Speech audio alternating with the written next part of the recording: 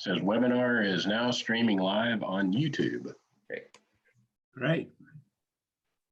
All right. Good evening, everybody. I'm Daniel Hernandez. I'm the project manager for the redevelopment of the Midtown District Santa Fe site. And tonight is a first of a series of 3 or 4, still to be determined, to meet the developer. They've been working really hard over the past few weeks since the vote that the governing body had on entering into an agreement with them to work with the city and the public to develop a development plan for the future of the Midtown site. So they're just embarking. They're gathering tons of information right now. They're just embarking on their efforts. And like I said, they're working hard. I'm speaking with them 3, 4, 5, 6 times a day as they set up their meetings and begin gathering information at this early phase of the project. So basically what we wanted to do tonight was to introduce the team initially, but I wanted to give a little bit of background about why we were so excited as a city to work with this team. Their name is Team Midtown Santa Fe, and we generally use just Team Midtown every day when we're talking on the telephone or having Zoom calls. They're headed by a firm called joint venture between KDC and Sienda, both very strong and interesting real estate and investment firms. They were exciting to us because they bring both national and regional capacity to develop a large site like Midtown over a series of years, which, as you can imagine, takes immense capacity, experience, and knowledge of how to manage a large-scale development like this. The other reason we were excited about them is because their team is 100% comprised of local businesses and developers that are part of Team Midtown. They're all from New Mexico and most of them from Santa Fe. And they also bring deep and local experience, knowledge, and commitment to planning and developing a place that is truly Santa Fe. So I know that there's a lot of clarity. We wanted to build up around that we have an amazing amount of people who really know and practice their craft in Santa Fe, and they're on this team. The other exciting thing is the RFI was originally constructed to facilitate collaborations between businesses and developers and people who wanted to see a great Midtown district. So what we are excited about is that we understand that members of other teams, as well as businesses and organizations that responded to the RFI are interested in contacting Team Midtown because of their own personal commitment and sense of responsibility to the people of Santa Fe to creating a great Midtown district in the center of the city. So the good news is that we have a great team that has deep knowledge, deep experience, deep capacity, and also we're excited that their team is truly homegrown, grounded in Santa Fe. So what we're doing tonight is we're calling this Meet the Developer series, and it's the first step in a series that Team Midtown has taken to hear from you through your questions. And any good community organizer knows that the first step in public engagement is understanding the concerns, the priorities, and the aspirations through people's questions. So there will be a series of sessions, 3 or 4, like I said, and they'll be topic oriented, and we'll be listening for types of things you want to ask more about based on these initial general questions that we've been receiving from you over the past couple of weeks. People have been submitting questions via email to a site called info@midtowndistrictsantafe.com, and you can continue to submit questions even now at that website and into the future. The development team will also be scheduling a series of subsequent meetings again in their information gathering phase. They'll be talking to city councilors, the mayor, city departments, the directors of those departments, many of them who already have had a lot of knowledge about Midtown, that will also bring their own perspectives so the developer understands a political and a technical and a social context for their work, again, in this early information gathering phase. The next thing that they want to do is once they meet with the district elected officials, the city councilors are open to the idea of them hosting district-based forums with the city councilors so that they get into the various districts in the city. And that will happen into the future, but they're putting that on their calendar of things that they're looking at doing with the in various neighborhoods throughout the district. And then the other thing that they're interested in doing is talking to industry leaders, particularly in the industries that people have said that they want to see at the Midtown District: arts and culture, housing, technology, film, higher education. So they'll be convening people who are in those industries to find out how their ideas about the future of Midtown, as they're creating their initial ideas around the redevelopment of the Midtown District. The other thing I want to make clear too is that the city is in the process right now of finalizing an agreement with a community engagement team headed by the UNM Design and Planning Assistance Program. They will be our consultants to really focus on the community engagement element of creating any good development plan. Their first task, which will be to establish an advisory group, a community advisory group, to actually create the plan, help refine it as it's implemented, and to oversee its management and implementation. We want that community engagement plan, that public plan, to be community focused and community managed. So the UNM team will be helping us to do that. A core element of the public engagement plan will create opportunities and provide stipends for local organizations and community groups to facilitate events, so that that will be incorporated into the public engagement plan and also managed by the UNM Design and Planning Practice Program team. So I wanted to start there just to give you a little bit of background about where we are in this process. Again, this is very early. So this is Meet the Developer. It's more of an introduction. I will be facilitating questions. I'm going to maybe interrupt at times if the developers are going on too long in their answers. We want to try to get through as many questions as possible. But we're going to start with Meet the Developer. We're going to turn it over to James, who's going to show us some initial ideas that were part of their proposal. And then we'll go on to the Q&A part, the questions and answers part. So welcome. Thank you. Please stay tuned. There will be more, and I'll end the session around 7 o'clock so that we keep to our time commitments. But again, thank you for joining us this evening. James? Hey, yeah, thanks, Daniel. Andrew, can you go back to the tile shot real quick? I want to make sure we get everybody, let everybody see who's on the team. Okay, thanks, everyone. And Bill, why don't you, will you introduce yourself real quickly? I think it'd be wise for the two of us, maybe three of us, Phil, to introduce ourselves. Just quick little who we are. No, it's a pleasure to be here. Hello, everyone. I'm Bill Guthrie. I'm with KDC Real Estate Development and Investments. I've been there for 25 years and out of the company's 30 years. My title is Senior Vice President of Land Development, which fits squarely with this approach. Strategically, our company will look for development opportunities and bring some of our lessons learned and expertise to a wonderful district similar to what we're talking about tonight. But KDC, real quickly, we're a national company. We've done work in 35 of 50 states. I've got a team of about 90 professionals, just a whole host of expertise that we bring to any given equation once we identify the plan of attack and the partners with whom we're working. But what we focus on now is, in the big picture, placemaking. You know, and we've all found ourselves asking ourselves where we want to spend time, and it's finding a special place. And so tonight, you're going to hear a little more from our team and our initial thought process and why we were so intrigued about this wonderful location in Santa Fe and this great opportunity. So that's a little something on KDC, and we'll share more. Philip. Thanks, James. My name's Philip Wise. I'm one of the founders and chairman of Sienda Partners.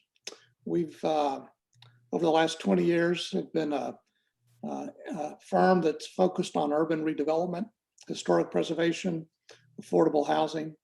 We've had some great involvement in the city of Santa Fe through our ownership of the La Fonda Hotel, Las Campanas, El Rey, and a handful of other projects. So it's a real joy for us to be part of this team and to really leverage the relationships we've enjoyed for so many years in Santa Fe.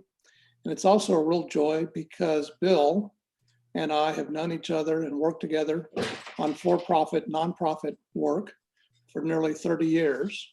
And James and I have gone back to probably 30 years as well, James, in our work both for-profit and nonprofit affordable housing. So again, it's a real joy for Sienna to be part of this team, to work with my long-term friends and partners, Bill and James, and all the great relationships we've enjoyed in Santa Fe. And I'm James Field. I'm a principal with Sienda Partners. I joined the firm in October of 2018 to focus on large public-private partnership redevelopment opportunities. Really, really excited about our opportunity here at Midtown. And it just keeps blossoming. First of all, I thought the property was just in a great spot, tremendous opportunity to create a place that we could all be proud of, that could serve the community in a lot of ways. And then we looked at the team and we saw that we had a stellar team of local people involved, some of the strongest local organizations you could ever hope to work with. And so now I'm really getting excited because we actually get to talk about it. You know, because of the state procurement rules, everybody knows we had to be quiet. There were times that it was terrible. We just wanted to talk with everybody and have a meeting and start getting some input. And now we're free to do that. So what I'd like to start with is just everybody on Team Midtown that's got their camera on, say hi and wave. So I want you to see a face for the people that are part of Team Midtown. We have fallen into a working relationship here that's really special, and we're really looking forward to bringing the community into that working relationship. If you'd like to see a presentation that we put together for the City Council, you can go to teammidtown.com. There's about a 20-minute video where several of our partners talk a little bit about how they got involved in the site, came to our team, pulled us in, pulled in KDC and Sienda and helped us get this thing up and running. So I'd encourage you to go take a look at it. It was, and I'll thank Tim Castillo, who did a lot of work trying to get it from everybody gathering in video with their cell phone into something that looks presentable. So thanks a lot, Tim. So Andrew, how about we start with this? I kind of think it'd be wise to start with, you know, we started with some of the concepts that were articulated in the planning guidelines, tried to put together some ideas about how that might fit together, a place to start talking with the community. So Andrew, if you'd walk everybody through that, I think it would be really great.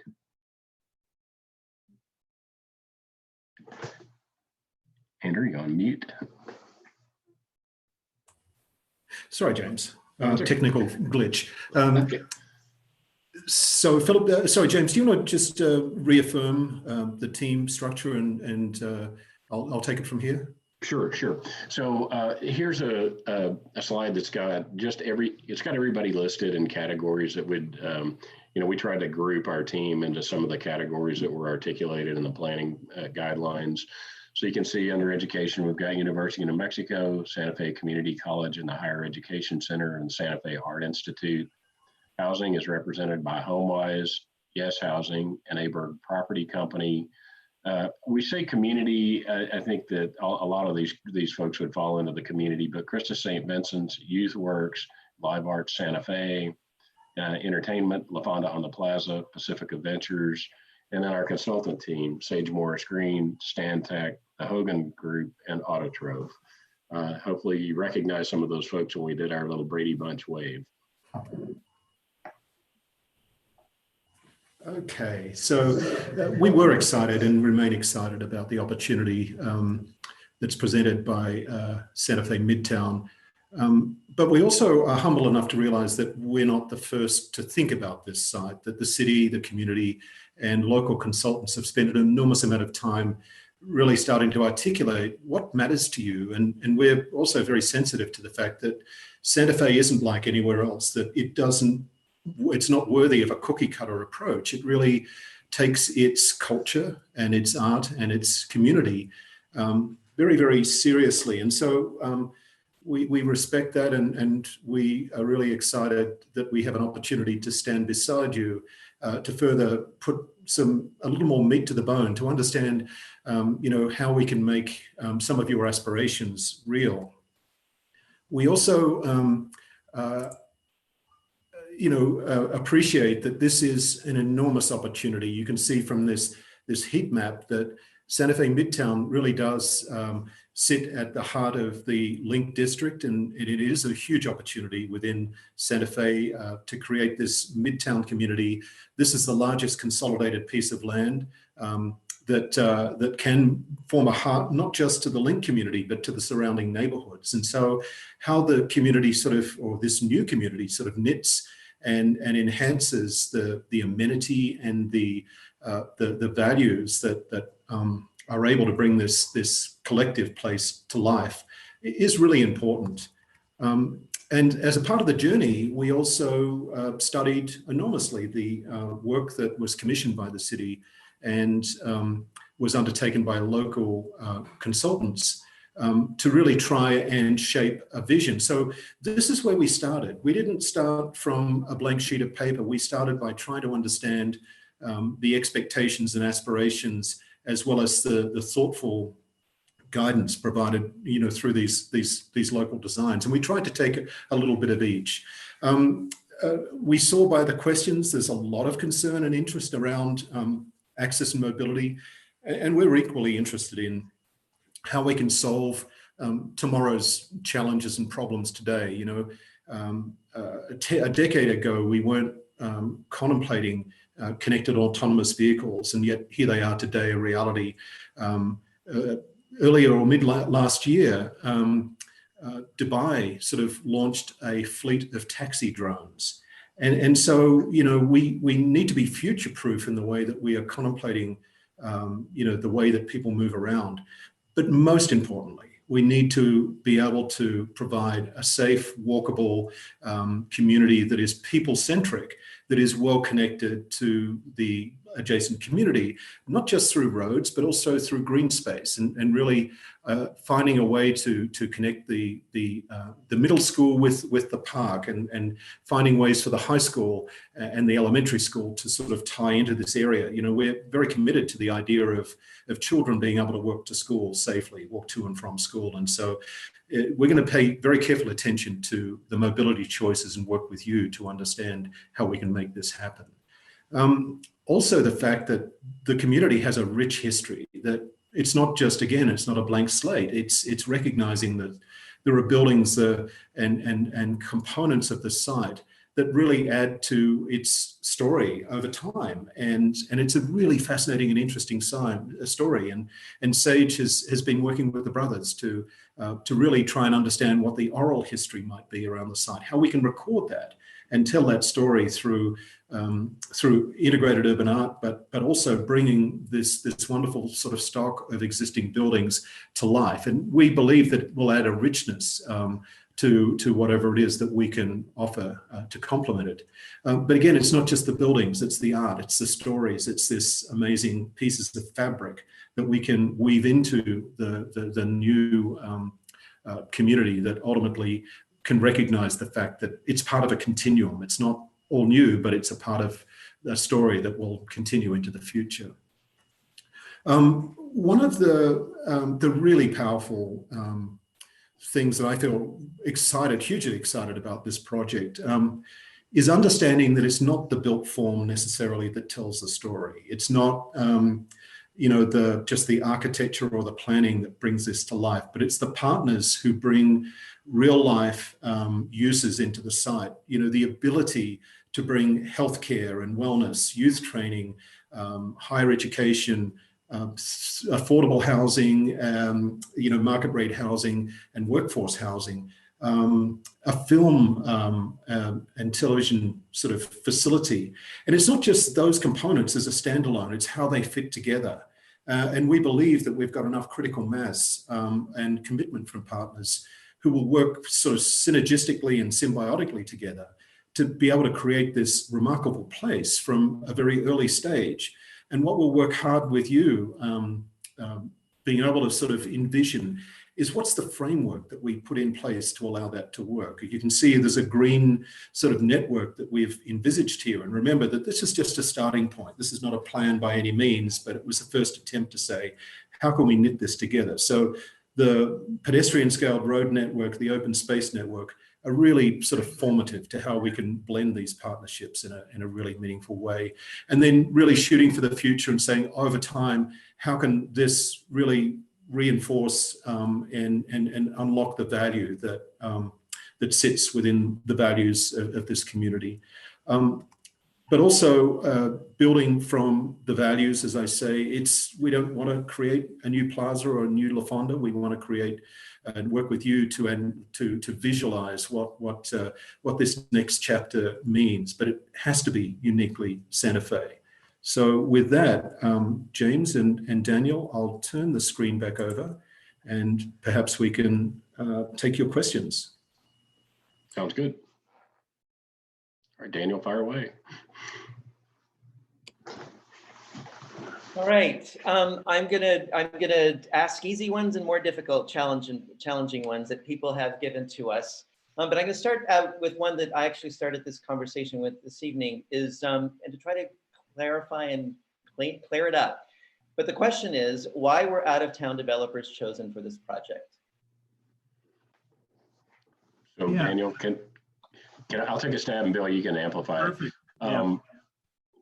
If you look at our team, the vast majority of our team is from Santa Fe, and we've supplemented that team with people from Albuquerque or people from Denver or people from Dallas. Our team is overwhelmingly local Santa Fe, and not just local Santa Fe, but organizations and people that have a track record of producing great results right now.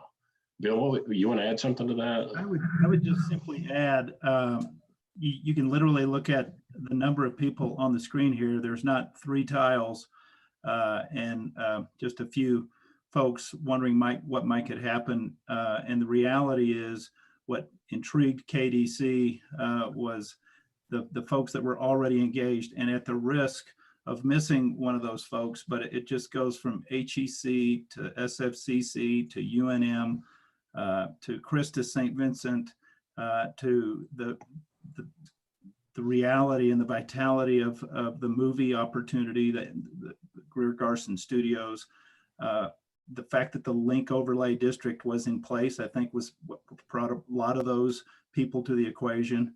And then you look at the strong interest from HomeWise and Yes Housing and Abird Property Company. It literally is these tiles that you see and probably 15 others on their respective teams that are going to start having some influence on the placemaking that we're talking about, and with the feedback from the city. So we would not be intrigued if all these other local commitments were not here. We're just here to help facilitate the grander vision in each of their respective plans for the property. Thank you. There was something that you said that's actually related to an additional question. So the teams that the members of the team that are on the meeting this evening, you had mentioned though that their teams, their sub-consultants and consultants, will you be primarily selecting or identifying local sub-consultants to be on your team? Absolutely. And when you look at Stantec, and you heard Andrew Irvine give us a quick walkthrough from a planning standpoint, but it started with Carlos Ruiz and Stantec's footprint there locally, the strength that they've got in their Albuquerque office from a civil standpoint. And we, as a national developer, quickly knew that we had some incredible planning, master planning and international expertise at the Stantec level through the Denver office. And the people that they've brought just to the thought process has been incredibly encouraging. But when we start implementing as well, it's all about local contractors, local consultants, and buying things locally when we're talking about implementation. So one of the ways that we introduced you this evening and the way you talked about yourself and your national experience, what other large scale developments has KDC Sienda completed in the past? And what lessons from those projects did you learn that could be applied to the redevelopment of Midtown Santa Fe? You want to start with that one? Yeah, James, you go ahead and start on that front, Okay. please. Okay, so I'll give you one example. We worked with the city of Orlando on a site that used to house the former Amway Arena just outside of downtown. It's about a 65-acre site. We started working with the city at the depths of the last downturn. And it was a very, it was a tricky job. The property sat in an African-American neighborhood that was historically the lowest income neighborhood in the community. We had a lot of work to do to try to create value for the city and not trample on the neighbors. You know, it was a process to work with the neighborhood and work with all of the partners to try to get a development off the ground that could meet the city's financial goals, but also give the community accessibility to some of the goodies that were going to get built there. And so we started out, there was a digital media center there. We were thinking that we would work with the University of Central Florida and the digital media center and try to attract a big employer. Didn't work out that way. We ended up having to change course and bring the university actually onto the property.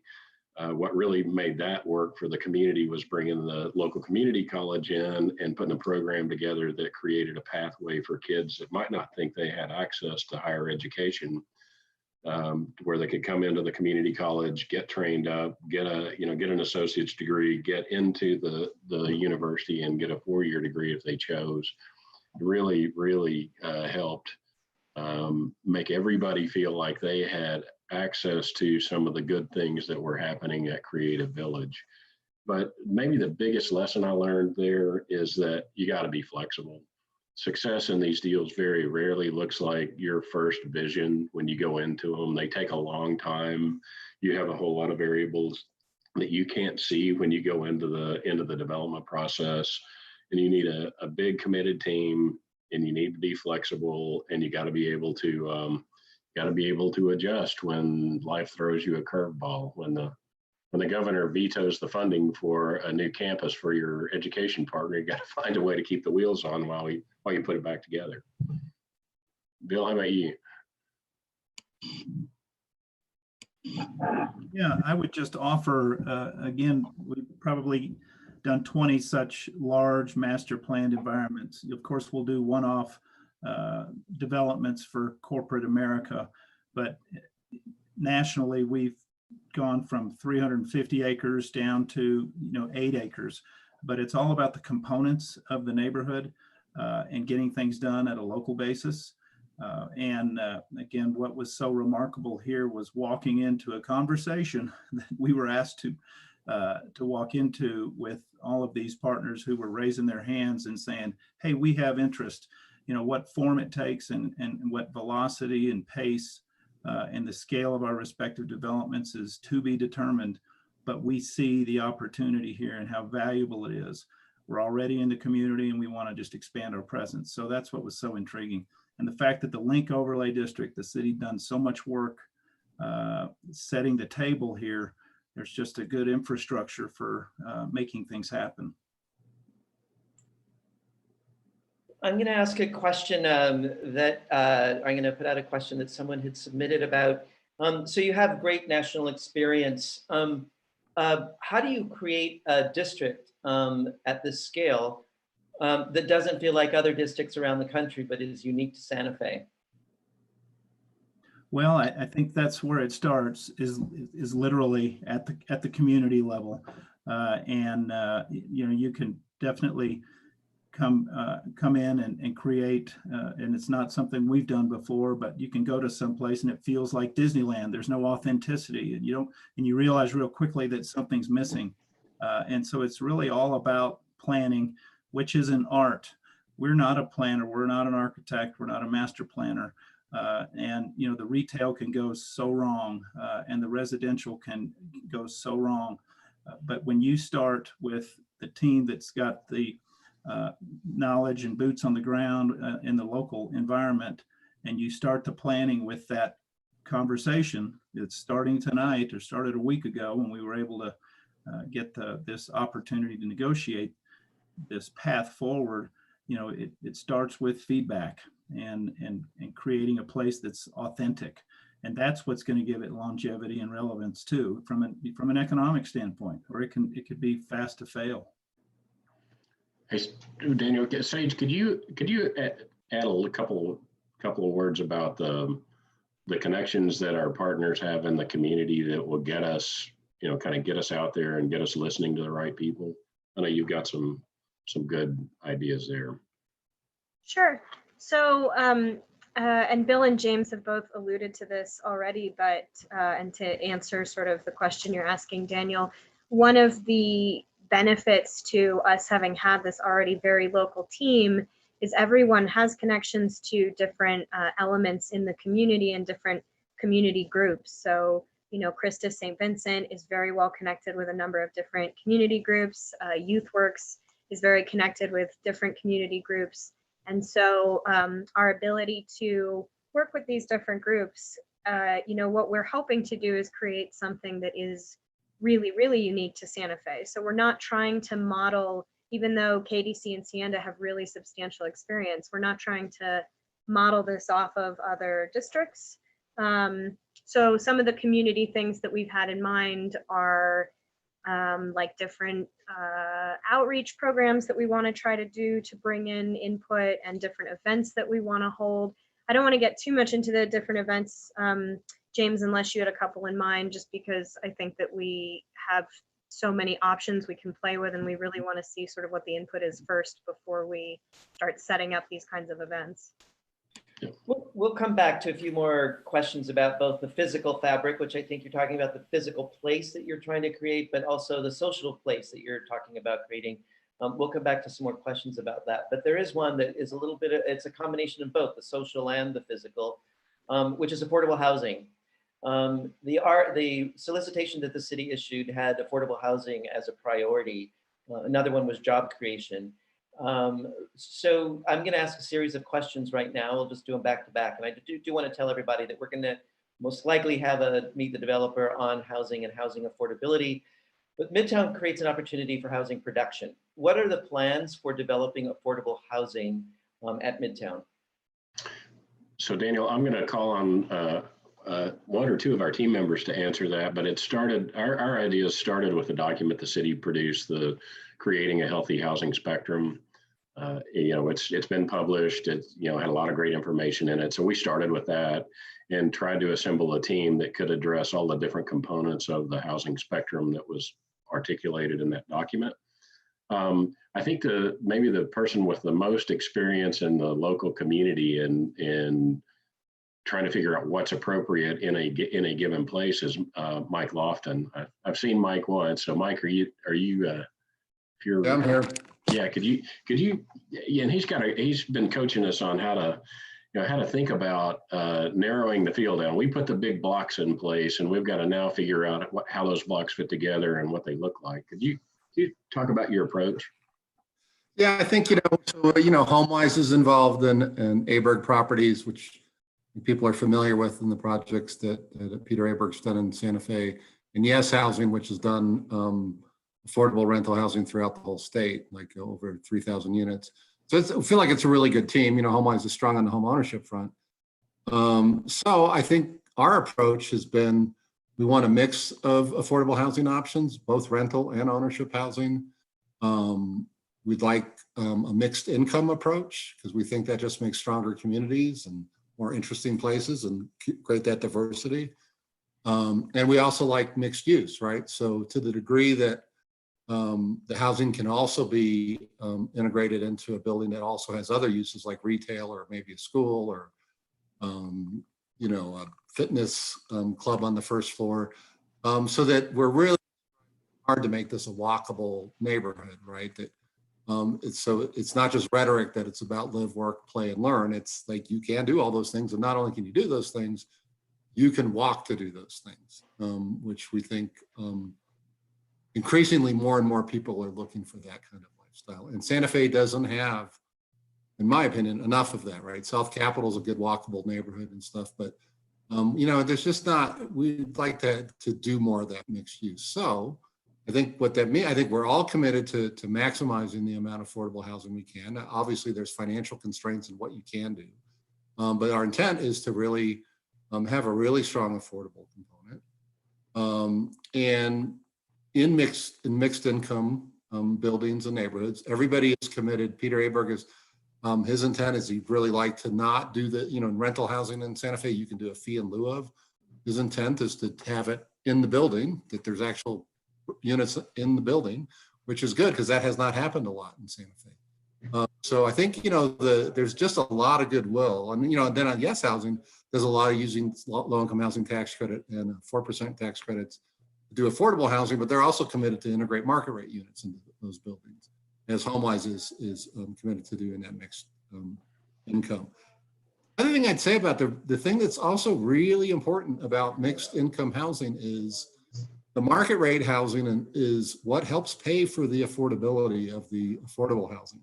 So we're all very good at cross subsidizing this, and if you don't do that, then you're going to need a really big pile of public money to subsidize the affordable housing. So we think a market-based approach where we are generating revenue from the market rate stuff that helps us create more affordable housing.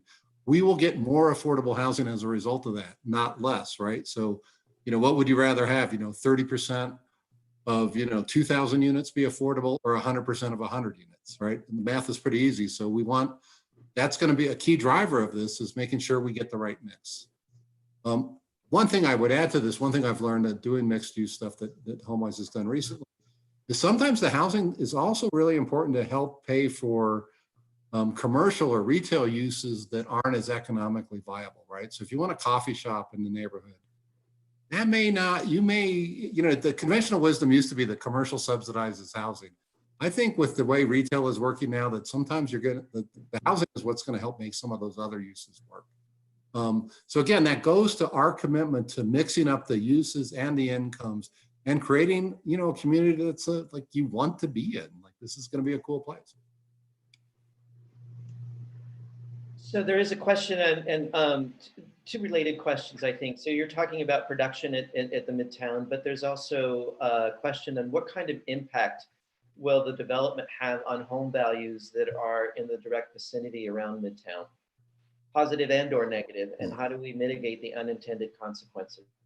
Well, I think, this is a really important question, and I'm really glad you brought it up, because I think, look, if Midtown is successful and people are living there and working there and going to eat there and going to school there to learn a new skill, you would expect that it's going to have an increased property values in the surrounding neighborhoods and will affect those values. So what's important about that is, like, if it affects those in a way that people now are displaced because they can't afford to live in those neighborhoods anymore, that's going to be that's not a good outcome. So we're very committed to, I talked about this at the council meeting, is like, we're talking about creating a home improvement loan fund targeted to the surrounding neighborhoods, a down payment assistance fund, because if we can increase home ownership there and help existing low-income homeowners keep their homes, that's good. If you own your own housing, you're less likely to be displaced.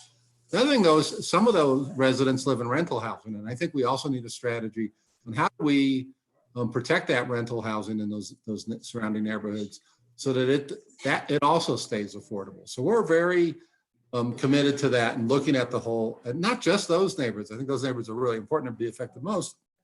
But I think these the whole city, though, is something that should benefit from this, right? So if there's good transportation corridors up to Rios and stuff and out Airport Road, people from Tierra Contenta and kids who go to Capitol High can also benefit from some of the amenities at Midtown. So there could be classes in film production and things like that, UNM classes and community college classes. So I think we got to look at how it interacts with everybody, income-wise and geographically in the city. Kind of problem we need to work on is, what's the connectivity across St. Michael's? That is not a hospitable street to walk across. So can we make that a more pedestrian street? So again, that we can facilitate that interaction between existing neighborhoods and Midtown, so it benefits those neighborhoods as well. Thank you. That was really helpful and clearly insightful because of your experiences in Santa Fe. I'm reading through a lot of the questions, and I think you've answered a lot of the ones that I was going to pull up next. And it's clear that this team is going to be pushed hard to really think about the thoughtful affordable housing strategy to ensure that Santa Fe households who want to live and stay and be a part of the future Santa Fe are able to live there. So I'm sure this will not be the last time we engage in these conversations. So it's great to know that there's deep knowledge and experience in financing it and and operating it and developing it. So it's wonderful to see. I'm going to jump because I see Becky Rowley and Tim Castillo on here. There's questions about education. As you probably all know, the city purchased the property to preserve higher education in Santa Fe and at the Midtown site. So there's a question about, will there be a strong presence of higher ed to create, higher education programs and that will lead to jobs in Santa Fe? And so it's a question generally about your higher education strategy for Midtown. Becky, I'll let you go first. Okay, thank you, Tim. So, when Santa Fe Community College was first visiting with Sage and with Bill and talking about becoming part of this project, we really looked at what we could do at this site for the community to create jobs. So that was kind of our primary focus. So I had a conversation with Lillian Montoya at Christus St. Vincent and asked her what their number one need was in terms of training for healthcare. So obviously they always need nurses, but the one specific thing that she mentioned to me was surgical technicians. So that's kind of, it's a shorter term program than nursing, but it's a very specific program. And it's also something that, has other implications for other healthcare providers throughout the community. So we'd like to start by offering that program and then also expand into film and partner with UNM. Santa Fe Community College has a very solid film program where we focus on below the line film production. And we'd like to be able to partner with UNM on that. And in fact, we've already had some conversations with Justin about being able to move some of our students into the studio and look at, where some of our classes would fit in and everything. And then we also have, we have an LPN program that we're offering right now as a dual credit program at Capitol High. And we'd like to be able to expand that to Santa Fe High School so that we would be creating more LPNs in the community. That's another job that we've been informed that we need to be able to produce more of in this particular realm. We thought that, LPNs were not, so much of a thing anymore, but Christus St. Vincent has actually asked us if we could train LPNs. So we're looking specifically at training LPNs for community need. So, I think, we see our niche in this location really in healthcare and film. But we're very poised to be able to do whatever we need to offer, other type of programs that really do fit the community need. But we know that these particular programs will address, job needs, promote the workforce in the area, and really, they can be a game changer for people, who decide to follow a career path in healthcare. And I'll mention too that, as part of our package or whatever, we have, I think it's about 160 dual credit film students right now. So we've already been building that pipeline with the high school that's right, kind of around the corner. And we'd like to be able to expand that more and being able to have, for those students to have access to the film studio that's right there and to be able to take those classes in that film studio without and be able to work on projects. Such an improvement over, I think we're doing a really great job now, but this is a totally different level for our students. And I think would be able to really help develop film crews in the area in a whole different way. So, that's really how we see ourselves starting, but everything has been as a result of community partners that we're already working with and talking about how we could expand on what we're doing right now or what else we could do in the space. And we really look forward to partnering with Tim and with UNM on what they want to do. Tim? Sure. And just like Becky said, I think we're super excited about the opportunity to partner with the community college and really with Justin's program in Pacifica Ventures and really thinking about opportunities for internships. And really our package was really focused on creative commerce and really trying to support the creatives in Santa Fe and in the region, and really looking at how we can leverage that for future opportunity for students.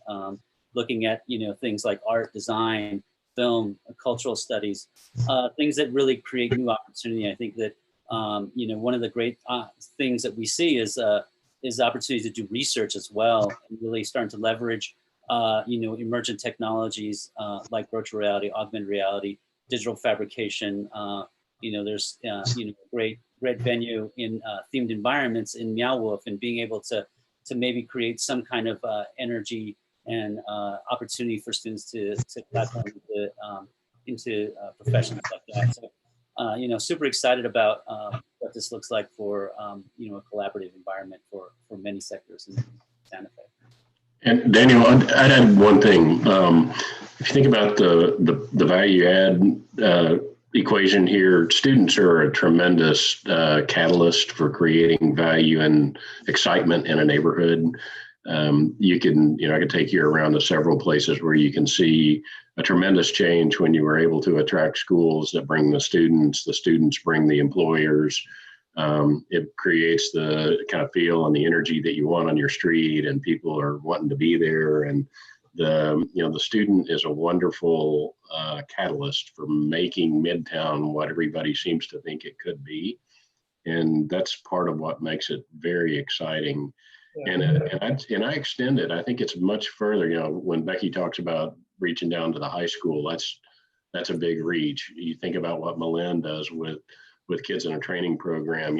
We are hoping we could create this continuum of education that reaches into schools and to families that don't think they have access today, and show them a path where they could go to work at YouthWorks, and then maybe they get interested and go to SFCC, or maybe somebody comes in through the higher education center from another community.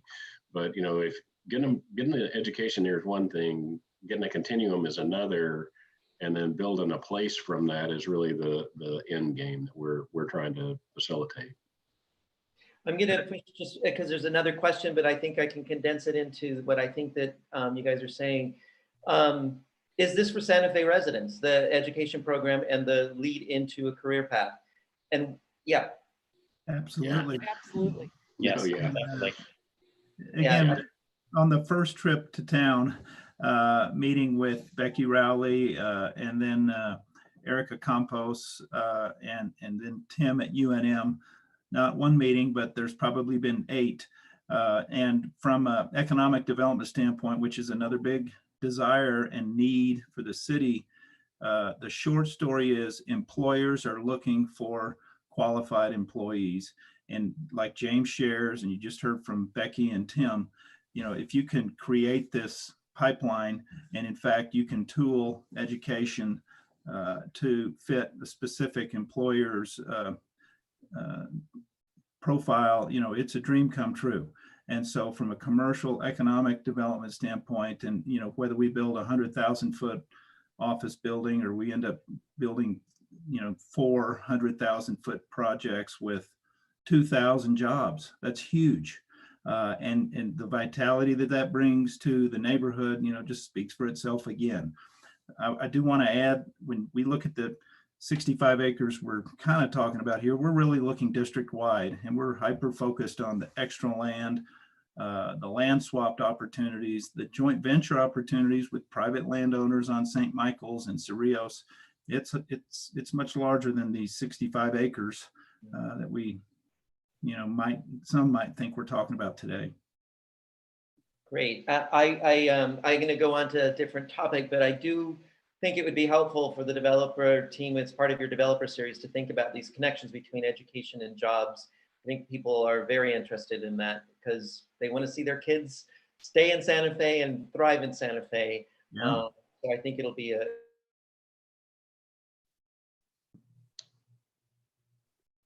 Uh-oh, Daniel just froze.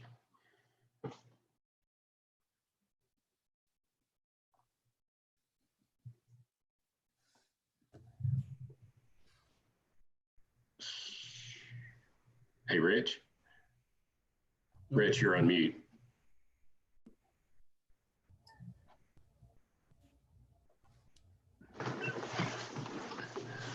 Well, I guess to the last question that Daniel put out about the jobs and how important the jobs are, we may as well take the opportunity, I guess, to talk about that a little bit while he comes back. And the way that happens when we talk about the film school and we talk about all the theaters and all the aspects of the arts that are going to go on that campus, we are looking at it as a whole. And we hope that as we create all those different avenues and all those possibilities, the jobs stay here. You get trained here, and you do also get to be able to work here. And that is the primary goal of one of the primary goals of this development. So hopefully that gave Daniel enough time to come back, or Rich to take over. Yeah, I'm sorry, I was on mute. This is Rich Brown from the City of Santa Fe. I have a couple of live questions until Daniel gets back. I'm just going to read from the YouTube chat line. One is the question. It says, what is the considered fate of the Greer Garson Theater and not the studios? So, Sage, I see you smiling. Well, I'm surprised the question didn't come up sooner, really. So there are a number of connections in our group to the theater. I have friends who did shows there. I was involved with stuff there as one example. So we're very aware of how precious and treasured the Greer Garson Theater is. We are working with a number of theater groups local to Santa Fe. We're also working with a group called Save the Greer, which is I think they started as a Facebook group. They're a group of about 700 alumni who care very much. They put petitions out about saving the Greer. So we do have a plan for the Greer Garson. The building's not going anywhere. We're hoping to turn it into a much loved performance arts center. The name's not going to change. There's a lot of work that has to be done on the theater, understandably.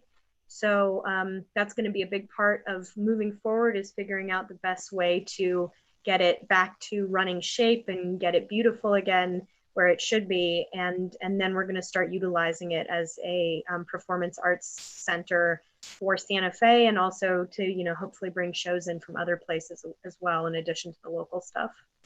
Rich. And Justin's been working with me on that a lot, so I don't know if he wants to add anything to that. I think you covered it, but the key aspect here is we need to bring it back to life. There's a lot of work that needs to be done. There's going to be a lot of partnerships. And I think there's no reason that this wonderful theater can't become local, national visiting point for people who love theater. And that again is going to tie into educational purposes. We are talking to the, UNM, SFCC, again, as training, as well as all the other members of the theater community here. And there's huge excitement. So we're eager to get going on that. Great.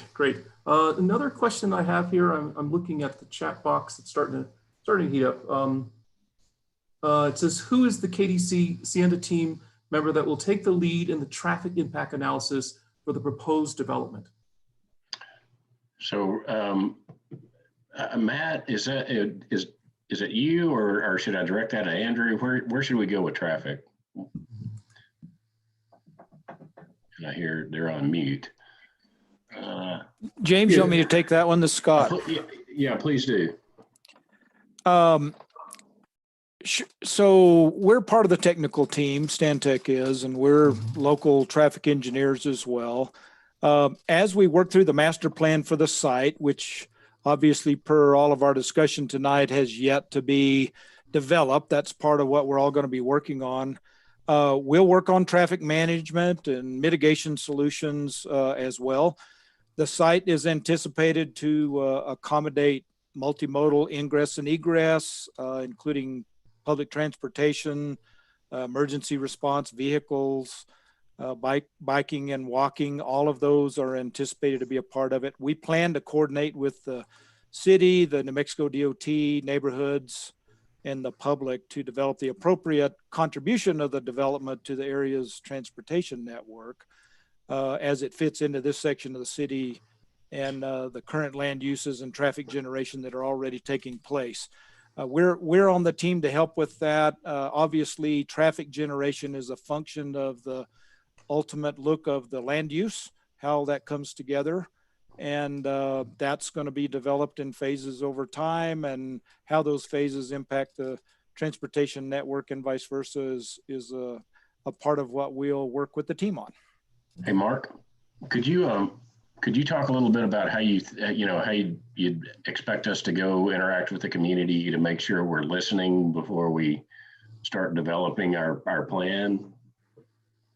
Yeah, great question, and really key given all the focus on community input.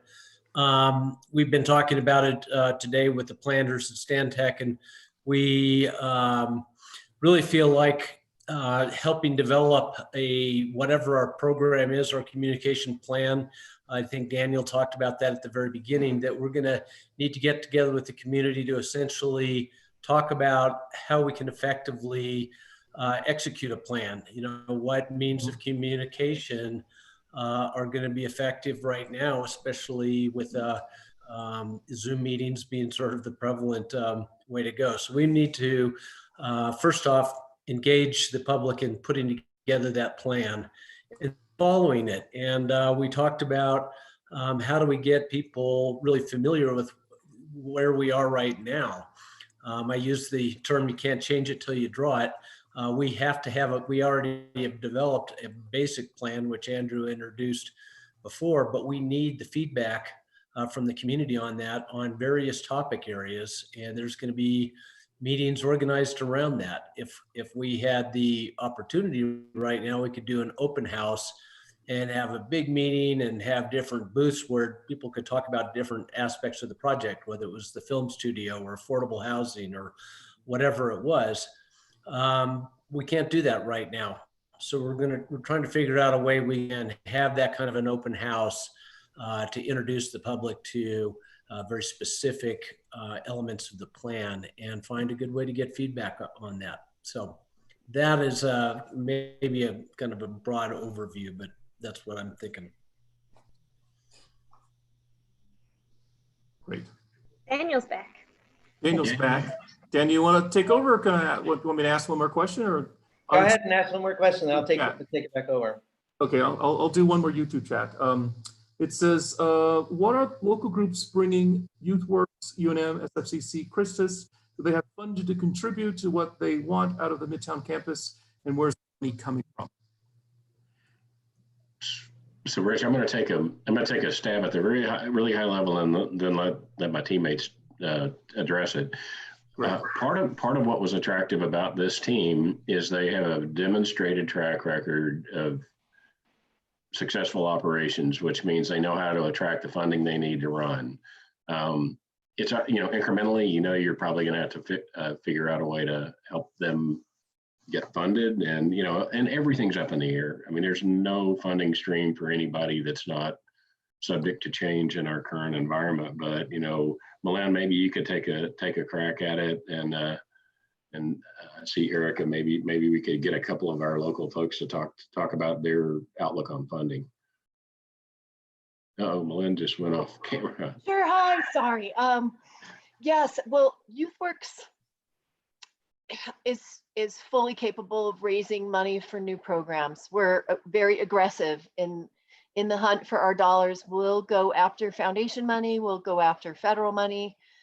What we're doing, and the county has partnered with us now too during this COVID crisis. So our partnerships have expanded.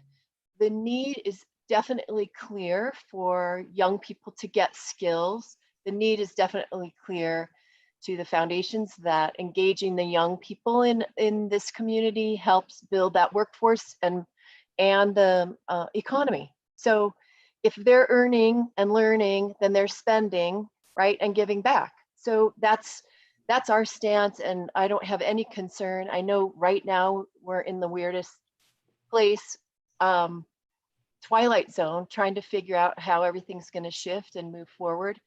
We are hiring people as we speak. So there isn't fear on our part that this is going to be difficult. It's just having good strategy. And we're already planning that strategy right now. Mute. Erica, you're on mute. There. I'm strategic planning for Christus St. Vincent, and so my job is to look 3 years ahead. And so we were already looking for where we need to make sure we're putting healthcare centers, given the population of Santa Fe. So we found the Midtown team in an existing search for where we need to locate primary care. And we would partner with the Santa Fe Community College and HomeWise and some of these partners, whether Midtown was available as the location to house those partnerships or not. So those are things that are in our plan regardless.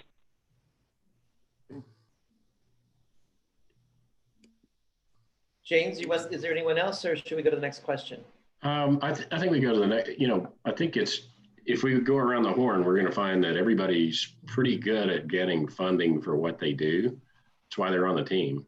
And that, Daniel, what I would add is, my experience coming out of downturns is that when stimulus money shows up, if you say we could work with the city to write an application for stimulus money, it would be much more powerful if you've got economic development, healthcare, education, housing, especially a mix of housing, and all of the different things that this team brings together. This team is the kind of team a grant writer loves, because you can write a very competitive grant application. And so individually, they're very good. Together, they're much more powerful. And we've seen it before, where when the stimulus money is available, if you can show a community working together, you can do very well sometimes. And so we're cautiously optimistic. If we need it, we could work together and put something together. It'd be hard to beat. Great. Rich, do you want to do the next question? My computer's acting up and I'm nervous. Sure. I'll do the live chat, and then you can go back to the list of pre-questions. It says, what lessons, both positive and negative, have Sienna learned from their current ventures in Santa Fe that will help them with Midtown? So Philip, you want to take how about taking a crack at that from maybe from LaFonda's standpoint? I think you got a good perspective there, and you're on mute. Happy to do it. LaFonda plays a very special role in the civic life of Santa Fe. And we've really tried to do our best to continue the tradition that has been set decades before. We've encouraged our employees to be very active in all the civic affairs. We've tried to be a host of a lot of important civic affairs, not just in providing room, board, meeting rooms, luncheons, but also contributing to Indian Market and those things. So part of trying to be aligned in the community is one of the real core parts of our DNA. And I think we've done a pretty good job. We can always do better. And that's been something important to the ownership group and to all the employees. And it also allows us to attract a higher quality of employee because of our civic connection. James, is that the Yeah, Philip, I'd add one other thing too. There's only one plaza, and we're a part of it, and we are protective of the plaza. And I think if you do any business in Santa Fe for any length of time, you understand that you need to listen. Santa Fe is a community with people, full of people that have opinions, and those opinions matter, and you need to be engaged and listen. And we're reminded probably at least once a month that we really don't own the hotel, and we're a good neighbor to the plaza. We're just a good steward of it. And I think that's the type of demands that are put on important civic assets. And we think that's the same kind of demands that should be put onto Midtown.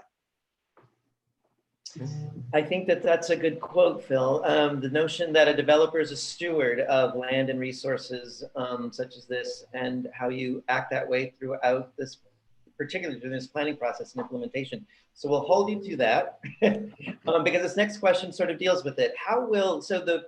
The UNM Design Planning Assistance Program is going to help structure the community, public engagement advisory group and the process itself.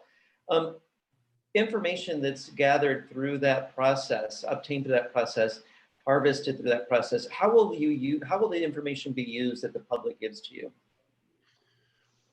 So let me take a stab, and then Tim may want to add on to this. We had an initial meeting. Our first challenge here is we've got city-sponsored events like this one where we want to go out and do our listening.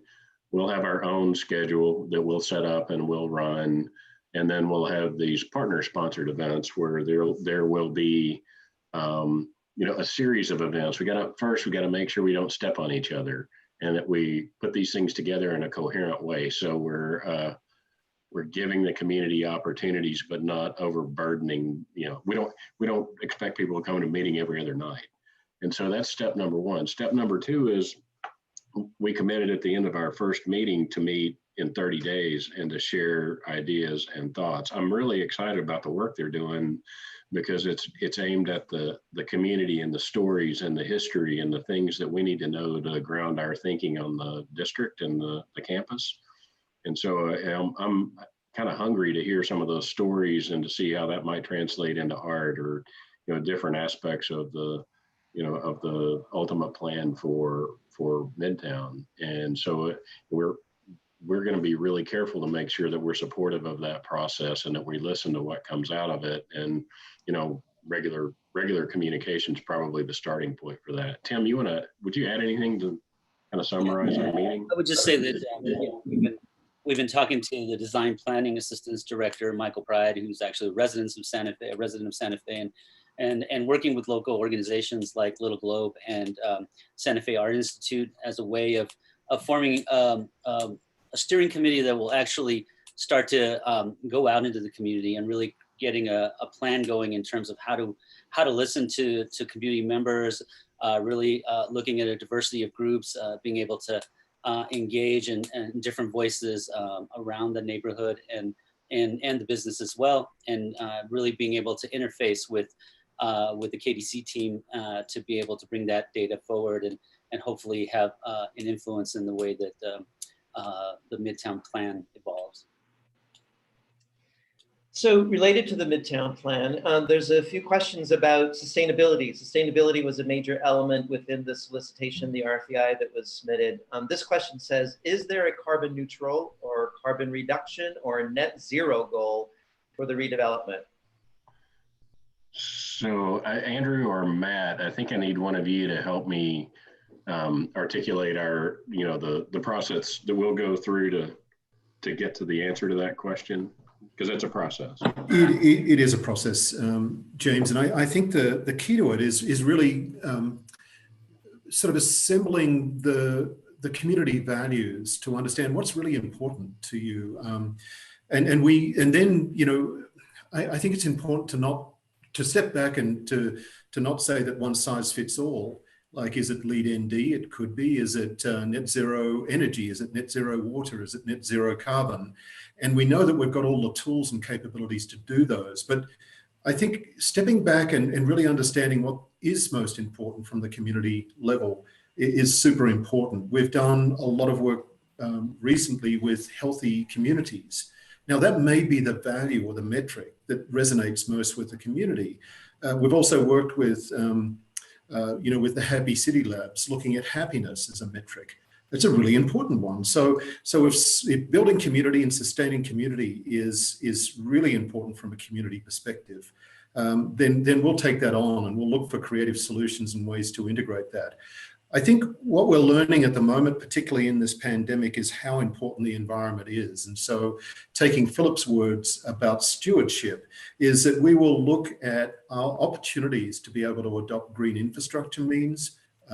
Not only are they smart, but often they're more cost effective than putting a pipe in the ground, and really trying to achieve that balance in the tools that we can sort of bring to bear. So I think we're in an exciting time. We have a lot of technology that we can engage. We have a willing community to be able to sort of help us navigate this, but we're excited about the possibilities here.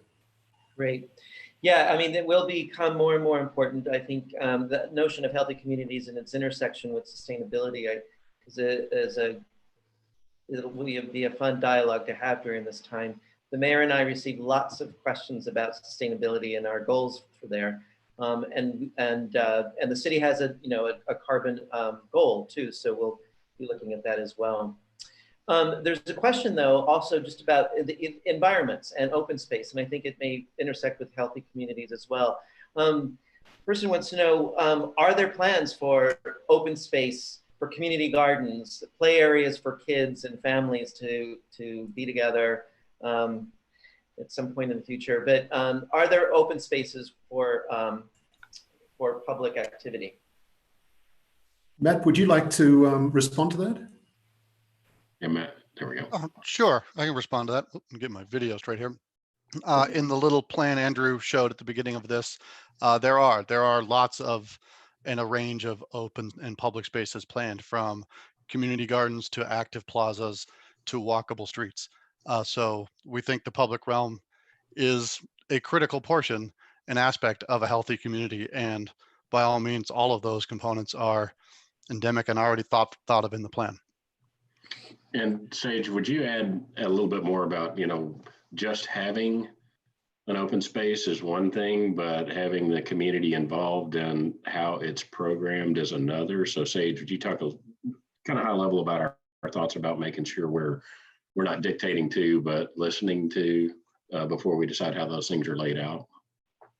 Sure. So as Matt mentioned, we have considered those spaces, and one of the things we have talked about is having a role that we're calling a community curator.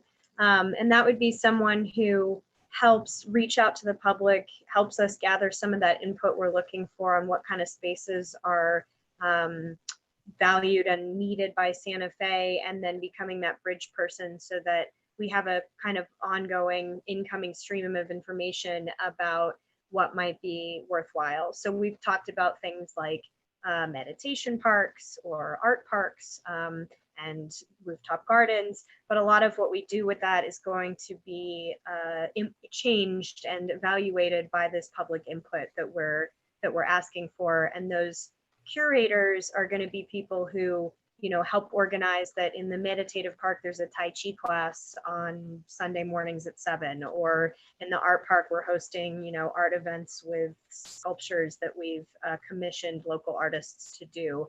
I know another question came in about whether or not we would work with previous artists and professors and students from the old campus, and the answer to that's yes. And that's going to be one of those areas that we allow for that kind of integration with those previous people.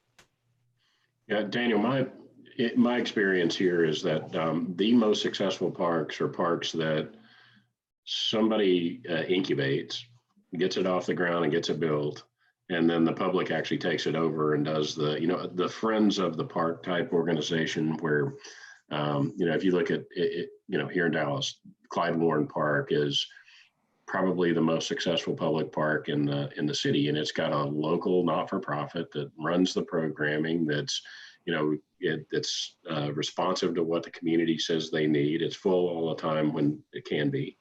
In fact, it's been a problem once people started getting out after the stay-at-home orders. But to me, it's our job is to cultivate it, and then find help cultivate a group that wants to take it over and be the steward for the longer haul. But we're trying to create an environment where there could be local people that want to be the friends of pick a park, and have an ability to really take it over and make it of the community, and not something that was we don't want it to be Disneyland.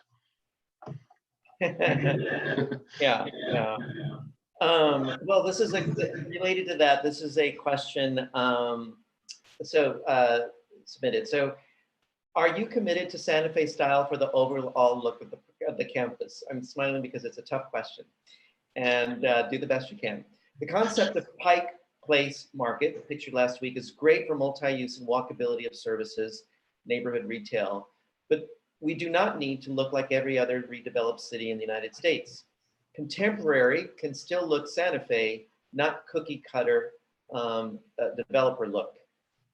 So how might you think about diverse architecture, but architecture that fits in Santa Fe. Alexi, tailor-made. Well, thank you so much, James, and thank you very much for the question too. I think what's important to realize and understand about this particular property is that, yes, it's located in the geographic center of Santa Fe, but it's really part of a continuum of our history. And I think there's a lot of great things to learn about the traditional building patterns and architecture of Santa Fe, but learn the deeper meaning and essence of them without necessarily copying them directly. So stepped building forms, plazas, colonnades, things like that could really inform the design, but be done in a way that's also forward thinking and maybe even a little bit futuristic in a way that is uniquely Santa Fe. And I think that is probably a shared goal of all the team members here that will be doing building projects on campus. Yep, and Daniel, I'm just going to, this boring and dull and practical. We're not dictating anything to any of our development partners. Mike's engaged a local firm to come up with a sort of high level view of the product that he'd like to build here. It's really, really special.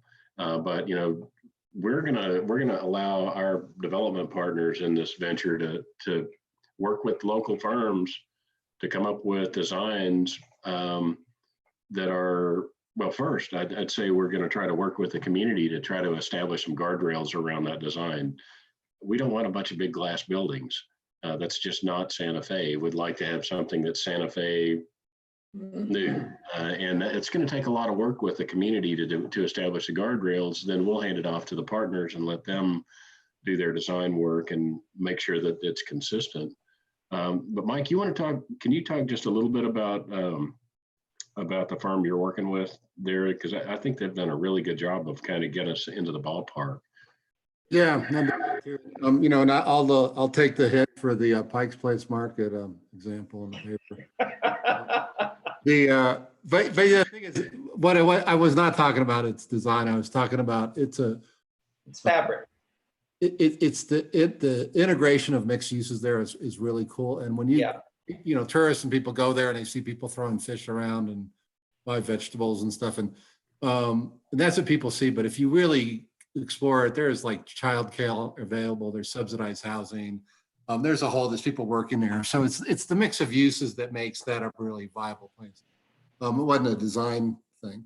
On design, and we're working with Mass Design, who has an office in Santa Fe and is on some designs, because this is a very different kind of housing type that we're proposing. And what we've come up with, and I actually gave a copy of that rendering to the Mexican too, but they ran the Pikes Place thing instead. But it's, and we're not invested in this is what it has to be, but we just wanted to get, like, how could we do a Santa Fe style building, but with a more contemporary, different kind of look, right? So it's still honoring the history of the place, but it's also thinking about how do we look to the future and do something different, which I think, good architecture, in my opinion, is always evolving, but it always honors the past. And so that's what we're working on. And I think looking for, I think Mass Design has been really responsive to the community and is very good at talking to people and trying to get a sense of this. So, and very iterative, right? They're willing to work with you, try some stuff, say, that's not quite right. So, and I think this whole team is committed to that. We want to do something that honors Santa Fe, but also says, like, we're evolving too as a community. It's not just, it's easy to hit the repeat button. We don't want to just do that. We want to go beyond that. So just building on that too, there is some architecture there that has some significance that was designed by a famous New Mexican architect, Philippe Register. Are you planning on preserving those buildings? They're treasures. They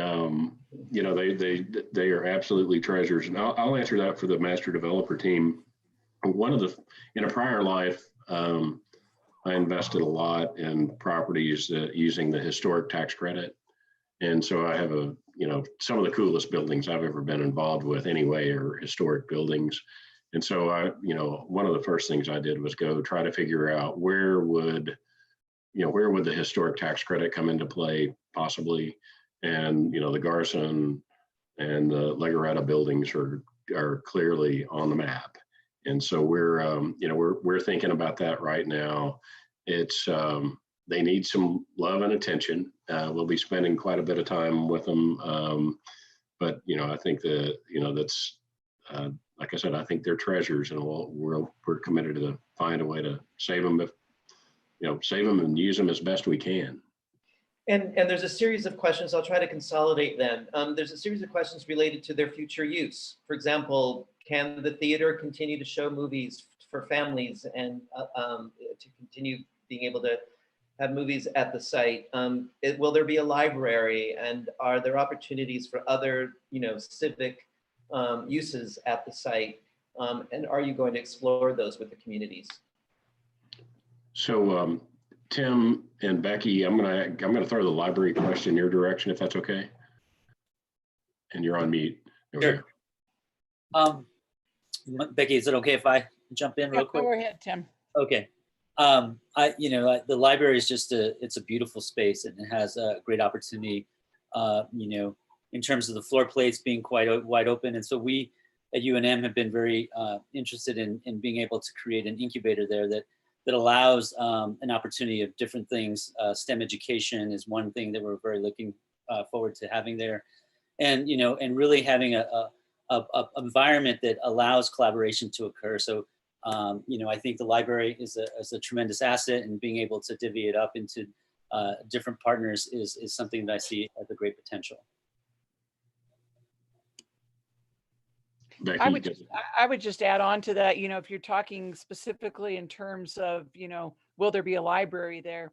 I know there have been conversations locally with the state library, Santa Fe Public Library, Santa Fe Community College Library, and those library directors meet on kind of a regular basis. And so, I think they are hoping that they can establish some sort of a presence, and they would like to have kind of a, I don't know if you call it like kind of like a dual mission library or something, where there would be a public library for sure, but then it would also have an academic mission too, so that it could support what Tim is doing at UNM and what Santa Fe Community College is doing, and really fit the mission of the Midtown campus. Can I add one more thing? I was talking to Justin yesterday, and we were talking about the library, and one that came to mind was actually Seattle Public Library, and I don't know if anybody's been there, but it's a beautiful library, and that it has a bunch of diverse programs in there that allow a very unique, sort of environment to happen. And I think that in itself is maybe some of the potential that the current library on the Midtown campus holds. It is a beautiful library. It's almost a community center, as well as library.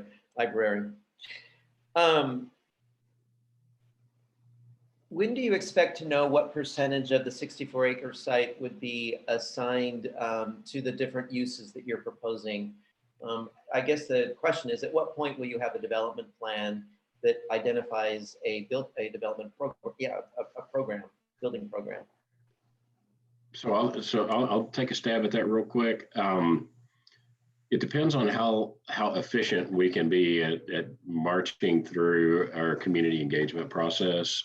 If it's, like Mark was talking about, if we had an open house and we had people come and talk with us and big meeting, and we could cover a lot of topics all at once, and, knock that out, knock some of this out on a quicker time frame, that would be great. But in this, we want to give people time. You got to advertise your meeting, you got to get it set up. We're just going to have to get into our community engagement and see how long it takes and how efficiently we're able to capture information on our own, working with the city or working with our partners. Daniel, it's a little, we've got an agreement that says we're going to try to get there in about a year. And that development framework should be taking shape. What do you think, Daniel? 6 months, 4 to 6 months, we should start to see that taking a little bit of shape and trying to define a little bit more clearly. But at this stage of the game, we're trying to make sure we know what's on the community's radar. Like the answer on traffic, we need to get out there and find out, okay, what's really important to you? The answer on sustainability, we need to start up here at this very high level, and then start to boil it down a little bit and start trying to, it's like playing Tetris. We've got a bunch of parts and pieces, that we think we want to put on the site, but we've got to make sure they fit together carefully or we don't have enough room for them all. And so, and the community may tell you, hey, you need 2 or 3 more of those and 1 or 2 less of that. And so it's really how that goes. You think of it, lay our building blocks out there, talk to the community, find out if they're the right building blocks. Then we'll find out if we've got the right numbers of each one of the building blocks, and then we'll have to work with the team and the community to try to fit them together. And I think that's the way the process ought to work. If we're really listening, we can't tell you when because we don't know what the challenge is yet. Yeah, and I'd like to add one more thing. There was a question earlier about lessons learned. What have you learned over time on implementation? And as it relates to this question too, we've learned you have to have a flexible master plan because, as we've all kind of acknowledged, you really don't know what the future holds, but you do want to have a plan that answers questions as to, okay, what should happen here or where? What should happen next to, for example, the existing film studio, or what's appropriate to go next to the Legaretto buildings or the Folsom Library? But having that flexible master plan that can respond to market demands, capital opportunities, and velocity of these respective components so that it fills in nicely over time. That's that. Yeah, good. Thank you. And just to reiterate, the agreement that the governing body voted on May 4th, the term is around a year minimum to be able to complete a lot of work with opportunities for extension. And there's also opportunities for extension because of COVID-19, so that we're taking into account as well. So we wanted to provide as much flexibility to get the work done that needed to get the work done, which includes the public participation in creating a development plan. Here's 2 challenging questions that I think we probably deal with in our own households every day, but as it applies to this project, how does the public know that KDC, Sienda, Midtown team, or Team Midtown, how do we know that you have the financial capacity to complete this project during such uncertain economic times?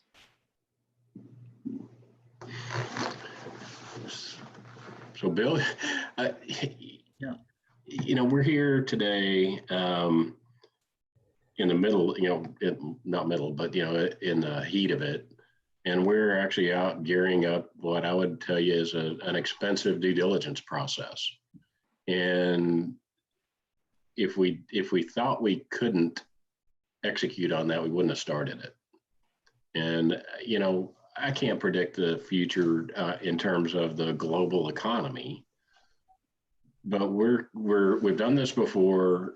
We have a lot of experience working projects through a downturn, and we know how to make decisions that keep us in a position where we can pursue projects in a time like this. So, Bill, would you add anything? Well, I would just add the fact that quick snapshot that we showed of almost 500,000 square feet of existing buildings currently on site, we think 200 to 250,000 square feet of that are viable. And as the public probably knows, many of them are currently occupied with going concerns, on the film front, and there's a lot of expression of interest there. So there's vitality there already, and that's compelling to these other components. And the whole opportunity here. And again, I've shared before, while we are in crazy times right now with COVID-19, and a lot of the bond markets are just frozen, and the capital markets, we don't know when they're going to open up and what kind of product, is going to be able to be borrowed against. But what we have going for us here is the city of Santa Fe. The 3 most important things in real estate, kind of a bad joke, but it's location, location, location. We've got all that going for us here, along with the existing building stock, and it's always going to be compelling. But when this market opens up and the opportunities, the dominoes start to fall, is a question mark. But again, all these people talking to us tonight, you know, are still raising their hands and say, that's where we want to be. So the time will tell. Yes, time will tell. Yeah, I'm going to jump back to affordable housing right now because this is a question I feel that Mike addressed in some ways. I think, James, you could probably do a good job at it too. I think we get this question a lot as people who involved in housing policy. If the need in the city is more affordable housing, why would there be a focus on mixed income housing and some at market rate? Seems like we have plenty of market rate housing between law enforcement, fire personnel, teachers, and hospital employees. Seems like you could fill the entire future housing arena from just that list.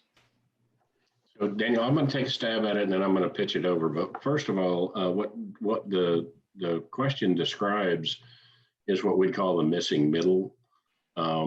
You know, and if you look at the affordable housing business, the subsidies available for affordability get you down to very low incomes up to about 60% of area median income.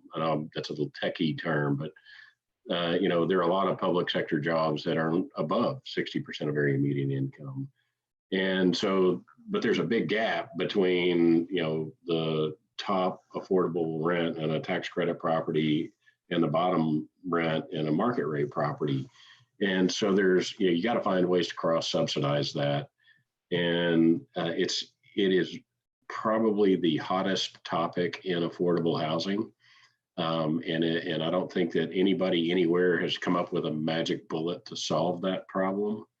And so, you know, we're working with a team of housing producers that have a lot of experience, have a lot of ability to attract capital. And, you know, in talking with the community, if they tell us that's what's important to them, I'm sure we can come up with a solution. And Daniel, the other thing that I keep hearing a lot about is the housing for people most in need. And so, Chris, I was thinking that you might want to tell people a little bit about your experience working with people with special needs housing, and you know how you provide some support services around those. Because again, Chris is doing this every day. Yeah, thanks. We've been doing this for 30 years, and one of the things we've learned is, first and foremost, you don't want to have just one strata of income in a complex of any kind. It's just not healthy for anybody. So what we've always done is taken from the lowest to up to 60 and 80% and mix that. And that allows us to have a good product that has the kind of financial mix that you're able to actually make a deal work. If you can't do that, the deal doesn't work. However, what it allows us to do is to take care of the most in need, those folks that are at 30% of AMI, as a for instance, and are able to house them in a facility, in a complex that is beautiful. There's no difference from that unit to the unit that's 80% of AMI. So the other thing it allows is not to begin to segregate people into groups, right? You want a good, healthy mix. And not only in terms of income, but in terms of what you are able to put there. Not only do we start at that 30% and go up, but we also build live work, because one thing we've learned during this COVID crisis is live work is a big deal. And so we design into our complexes live work spaces. So it's a real healthy mix. With that, we also, our model now is to take a piece adjacent to the complex and make that a commercial retail, because somebody mentioned it earlier. It's really the rooftops that makes the commercial work, not the other way around. That also helps subsidize the most in need in our apartments. So our 30 years of experience has taught us not to go so heavily into one side, one end of the spectrum, and ignore the rest of it, because it isn't healthy to the community itself, and it isn't healthy, and it's very difficult to make work financially. but that allows us also to do things like social service coordination. Many of our sites have social service providers and that we contract with or have agreements with, so that we're able to address the most in need services that for folks that are really needing that. In many of our sites, we also provide social coordinators ourselves. Very few developers will do that. We do that because that's part of our mission. Our whole mission is to develop healthy, whole communities. And that means a community that is respective of everyone's needs. And we're in our 30th year, even in this downturn. We've just broken ground in Phoenix. That project is going. We're already going into a round now in 2021 where we're already funded to do a project. We've been through so many ups and downs in our 30-year history. None of this really scares us. I think we have a really great team that is able to put together really complex projects. We're proud of those projects. You won't be able to tell our complexes from anything that surrounds it.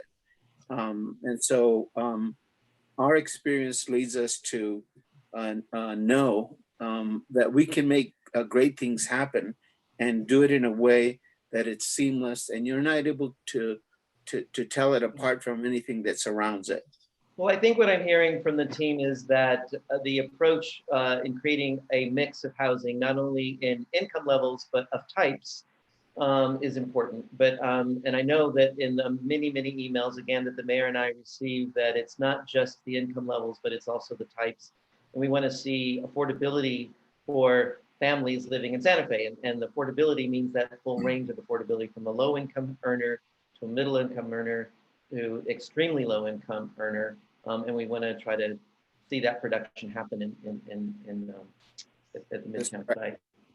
But so this is part of, preserving culture, preserving communities and having them be a part of the future. This question says, what do you bring to the table in terms of your ability to develop a Midtown campus in a way that will include and benefit all cultural and socioeconomic demographics of Santa Fe? Is it just housing?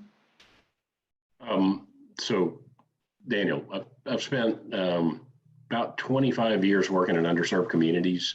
And so, my experiences have taught me how to listen and how to respond if people bring up if they bring a concern to the table, you got to address it. It's not so we have a team that's experienced. We have a great team of local people that are in touch with the community. And so it's not me and it's not Bill. We've both got a lot of experience keeping our ears open, but we have surrounded, this team surrounds us with some of the best network into the community that we could ever hope to find. So I'm just gonna interrupt real quick, because I think the question is a little different than that. I think the question is, so we talked about affordable housing and ways of preserving communities, meaning they continue living in Santa Fe. What about businesses? What about the arts and culture?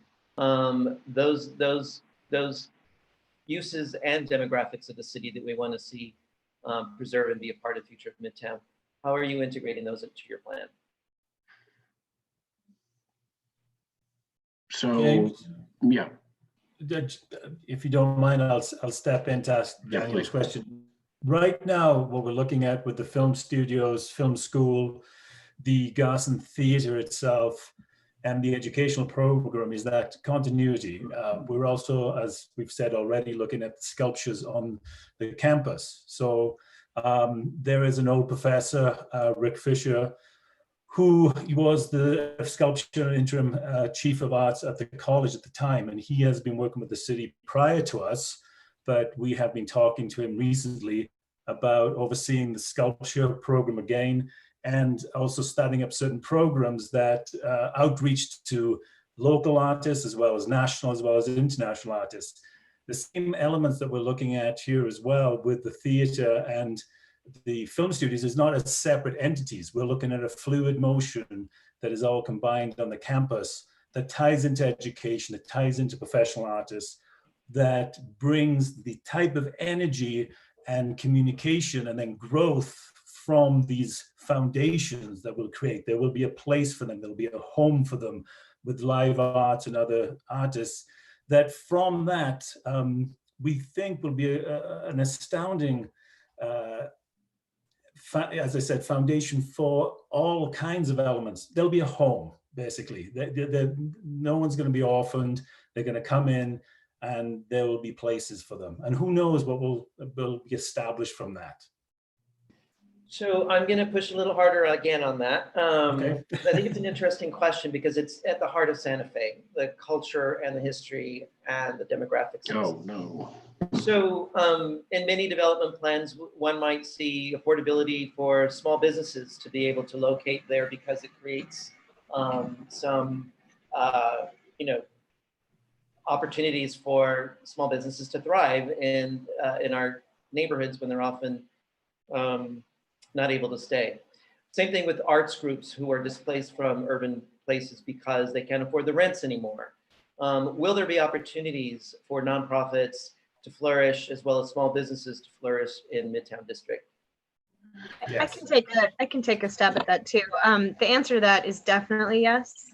A lot of the groups we started with actually were nonprofit arts groups in Santa Fe. The Santa Fe Art Institute is one of the first groups that we spoke with, and Little Globe, and Jamie Blosser has a whole connection of nonprofits arts groups, which is where a lot of this team started actually. And some of our partners are nonprofits like YouthWorks. And that's part of the vision for this space, is that you're creating a community where your nonprofits and your smaller businesses and your bigger businesses are not just good neighbors, but they're good collaborators.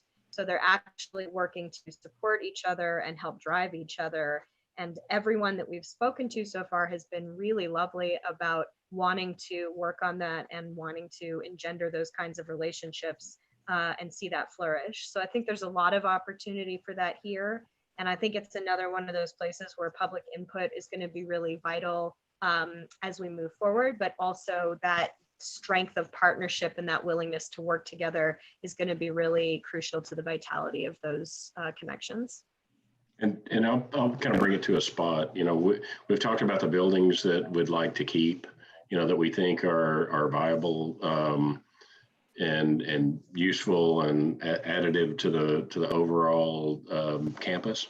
And some of those will have space dedicated to local arts, local small business, local people that are probably not going to go into the next big new development down the street. We'd like to make sure we have a place for people.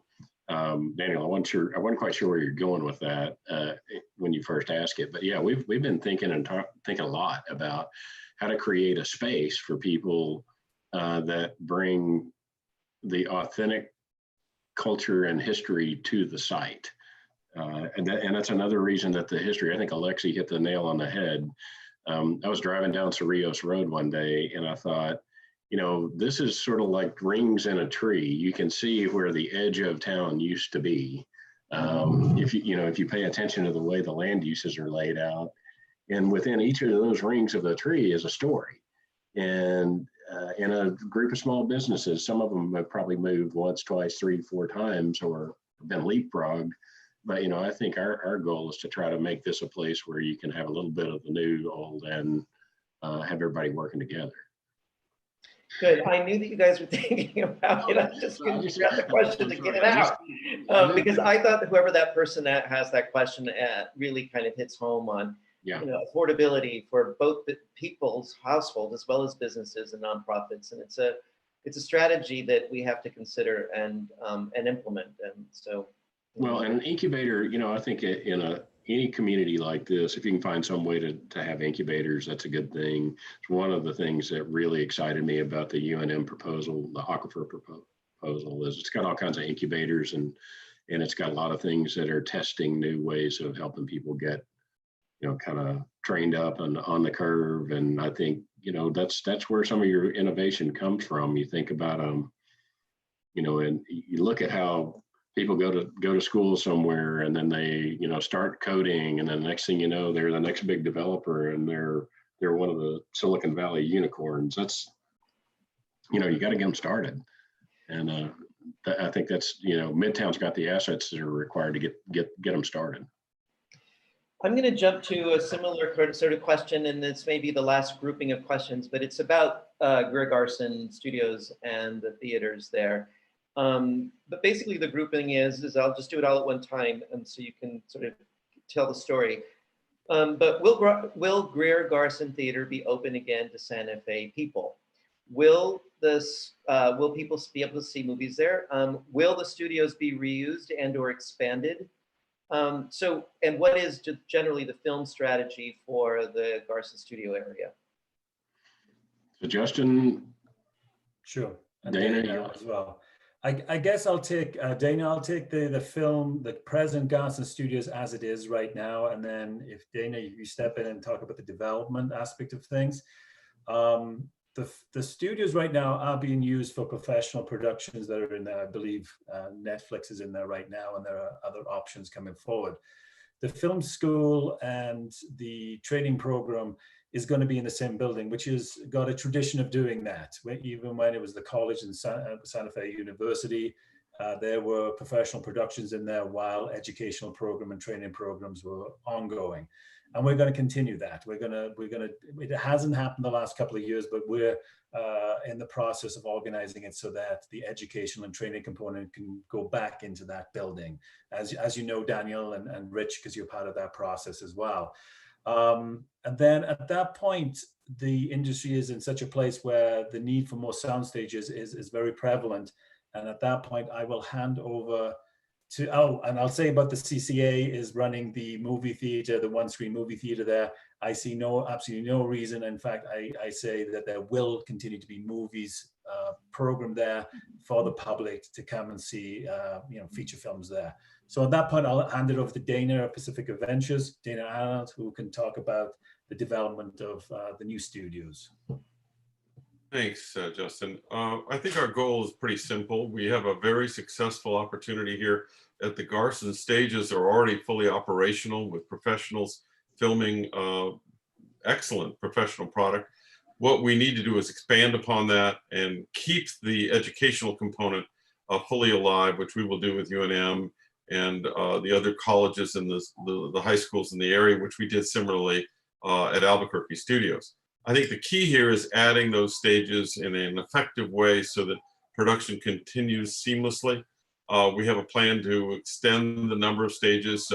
Hopefully as many as 6 new stages would be added. And that would include additional resources for visual effects companies, post-production, and other additional businesses that can now be rooted on the site and become productive. So that plan also has to be developed in coordination with the rest of the site so that it fits seamlessly, and the issues of traffic, people access, public access. We don't want the studio to be an open part of the community and not a fenced off facility. So it's going to be very much tied into the educational process with UNM and others in the community. And I think it's going to be a very vibrant facility. The industry is growing dramatically. There's a tremendous amount of new production being done, and I think Santa Fe will enjoy the opportunity to see more films produced there and significant amount of job growth. That's the one thing we brought to Albuquerque, was significant job growth in this sector. And over the 15 years we were there, created tens of thousands of jobs, and we would hope to be able to do the same in Santa Fe. Great, thank you. Oh, and Daniel, yeah. You know, our next Meet the Developer session is going to be focused on film education. I had, I'd been thinking about art, but I think we also ought to add economic development in there because they're so tied together. And so I think that people that are interested in how that all works might just put a note on your calendar that in a couple of weeks we're going to organize a session where we'll be more focused on that topic. Okay. And hopefully be able to go into more detail if people are interested or get some thoughts on it if they've got them. Great. Well, We have 10 more minutes. I'm going to ask 2 more questions, and I think the reason I wanted to ask these maybe at the very end was they sort of take us back to the beginning again about collaboration and the intention of the solicitation, the RFEI, to facilitate collaborations. The question is, are you open to accepting additional partners to fulfill the goal around cultural, creating a cultural and district that represents the history and culture of Santa Fe? Yes. Yes, we are. And we've been, working within, we're trying to be very respectful of the procurement process, but working within the process, we've talked with quite a few folks that were part of other teams and are trying to find a way to expand. I just think the conversation that Tim and Becky had about the library, we've had the schools on our radar. We've known that you need to pull that, just keep pulling on that and stretching it out and further into the community and further into the community. But, part of this is logistics. We had to get a presentation together. We had to go through the process. At some point we had to stop. Well, now it's time to start again. And we're very open. We're very excited about some of the calls we get and really looking forward to being able to announce some collaborators that might have been a part of another team. Some of them have got some really good ideas and could bring some really good skill sets to our team. Great, that's exciting to hear. And then the last question is, because I think there's lots of people listening tonight, but I think people just want to know that there's opportunities for jobs on the site, whether it's a professional job and or others. And that Santa Fe residents will be a focus for jobs as you move forward. They definitely will. I have a story. We in 2000 and I guess it was 9, we started a large infrastructure development project. I had been the site of a public housing property that needed to be demolished and replaced. And sort of depths of the financial crisis, we had a big job that was getting ready to kick off. And we worked with our contractor, we worked with our local community, put the word out, held a job fair.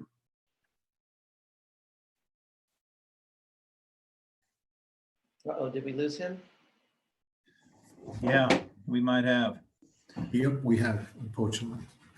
Really didn't have another option. And I feel like Bill and I talked a lot about this, and I feel like we've both got a kind of deep-seated commitment to make sure that we do everything we can to make sure the local community gets a shot at the good jobs that come out of these things, because that's really why, that's really part of why that's why a city would support a master development, is to push the good things into that community. You don't want to have people parachuting in. Yeah.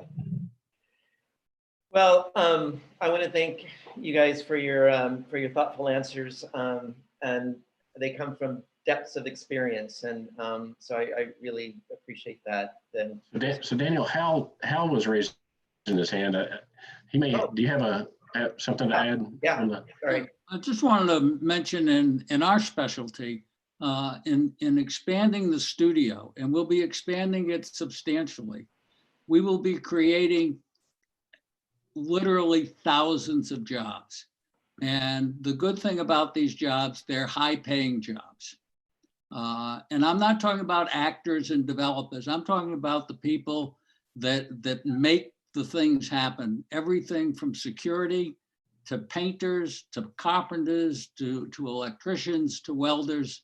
And that's why it's important that we tie in very, very strongly to the educational component, so that these jobs remain local. And that's what the opportunity will be. And from the standpoint of who the customers of the studio are and will be, the last thing they want to do is have to import these people because of the large expense it is. So to have a trained local workforce will do nothing more than continue to expand that many more job opportunities, because the people from Hollywood, that's what they want. Thanks, Hal.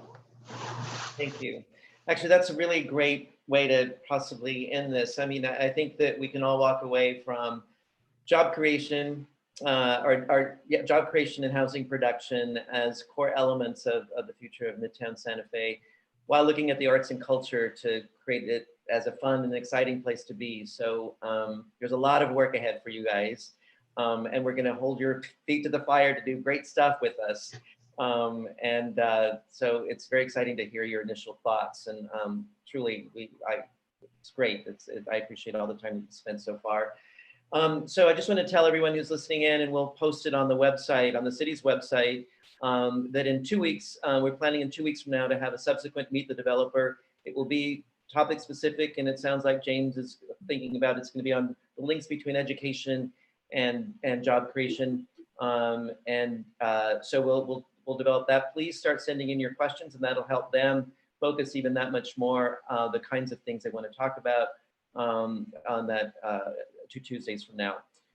To submit questions, you can submit them at this email address. And again, this is on the city's website as well. And there's also a website, but the email address is info@midtowndistrictsantafe.com. I'll say it again, info@midtowndistrictsantafe.com. And you can submit questions there. And you can go to the midtowndistrictsantafe.com website to get continual updates. The city's website also has responses to frequently asked questions. As most of you probably noticed, we did not answer city-related questions. We are going to provide responses to those on the city's website on a regular basis. And they will be frequently asked questions because we're getting a lot of them, and we're trying to package them so that people don't spend their whole lives going through each individual question, but are able to see responses to some of the frequently asked ones. So I'm gonna wrap it up there. And again, thank you so much to Team Midtown Santa Fe for all of your time and thoughts and energy you're putting into this. And thank you so much to the citizens and participants and people of Santa Fe who spent their evening also asking these questions and listening in. And we'll see you in a couple of weeks. So thank you, everybody. Thank you. Thank you. Thank you. Thank you. Thank you, everybody. Bye-bye. Thanks, Sam.